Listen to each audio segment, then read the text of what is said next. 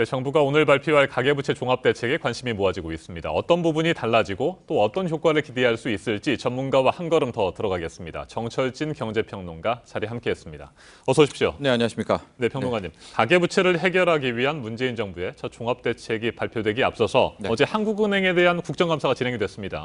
이 자리에서 가계부채 현황이 확인이 됐는데 우리 국민이 얼마나 빚을 지고 있는지부터 살펴볼까요? 그렇습니다. 현재 발표된 공식 통계로는요. 2분기 말 현재가 1,388조 원이거든요. 근데 이후에 7월, 8월 각각 월별 증가액이 9조 원, 8조 원대에 이르기 때문에 이미 1,400조 원을 넘었다. 이렇게 보면 될 것 같습니다. 이 가계부채가 얼마나 돼야 위험하냐, 여기에 대해서는 이제 다양한 통계법이 있는데요. 우리나라의 GDP가 한 1,500조, 1,600조 되지 않습니까? 네. 거기 대비 1,400조라고 하면 이미 GDP 대비 우리의 가계부채는 92% 수준이니까 상당히 위험하다 이렇게 볼 수가 있겠고요. 더 중요한 것은 증가 속도였습니다. 네. 최근 5년간 우리나라, 이 한국의 가계부채 증가 속도가 세계 3위거든요. 그러니까 빠르게 증가했다는 것은 그만큼 위험도도 높다 이렇게 볼 수가 있겠습니다. 네, 말씀하신 대로 가계부채는 계속해서 급증하고 있는 급증하죠. 상황입니다. 네. 그런데 정부가 이 시점에서 종합대책을 발표하는 것은 기준금리 인상 가능성과도 관련이 있다고 봐야 할까요? 그렇습니다. 정확한 지적이십니다. 만에 하나 이 저금리 시대가 앞으로 3년간, 5년간 지속된다면 실은 현재의 가계부채라도 어느 정도 버티거나 우리가 좀 개선해볼 그럴 시간이 있을 것 같은데요.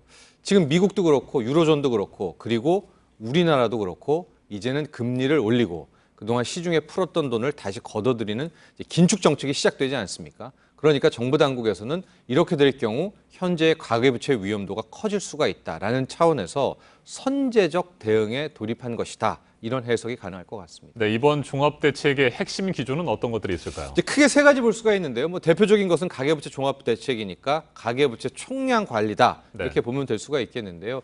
여기와 함께 이 가계빚을 무조건 줄이면은 또 힘드신 분들도 있지 않겠습니까? 네. 그래서 이 점도 함께 고려를 했습니다. 그래서 저신용자 같은 취약계층도 지원하는 방법들, 또 하나 빚을 갚되 좀 잘 갚을 수 있도록 상환 능력을 제고하는 차원의 정책도 함께 포함될 것으로 보입니다. 네, 이번 대책에서 가장 주목해서 봐야 할 부분이 총부채 상환 비율, 그러니까 DTI 제도를 개선하겠다는 것 아니겠습니까? 네. 내년 1월부터 시행될 예정인데 그렇습니다. 어떤 부분이 달라집니까? 그러니까 기존의 DTI와는 다르게 이제 신 DTI다 이렇게 명칭을 붙이고 내년 1월부터 시행하겠다라고 했는데요.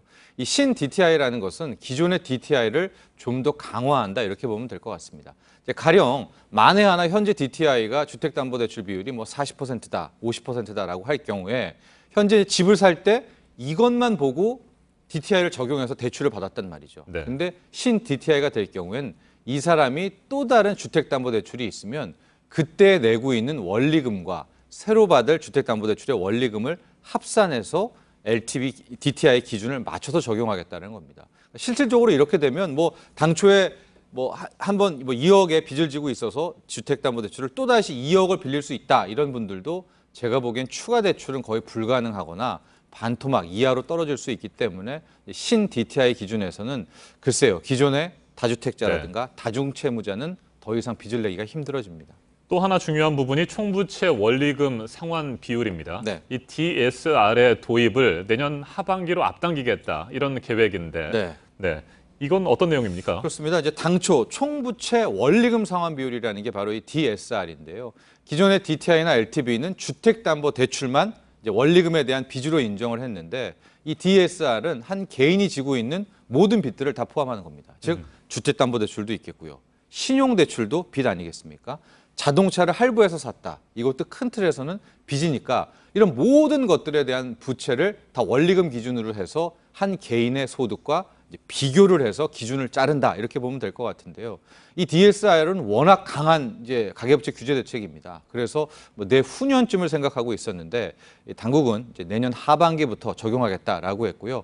지금 비율은 한 150%로 이제 파악이 되고 있는데 이런 겁니다. 쉽게 말해서 어떤 한 사람의 소득이 1억이다라고 하면 이 사람의 총량의 원리금이 1억 5천만 원, 즉 150%를 못 넘게 부채를 규제하겠다라는 것이기 때문에 실제로 DSR의 이제 비율 곧 오후에 나오겠지만은 그 비율에 따라서 강도가 파악될 것으로 보입니다. 네, 그러니까 결국에는 대출 문턱이 높아진다고 봐야 되겠어요. 네, 어마어마하게 높아진다 이렇게 네. 보면 될 수 있겠고요. 앞에서도 언급이 됐습니다만 기준금리 인상까지도 예상이 된 상황이고요. 네.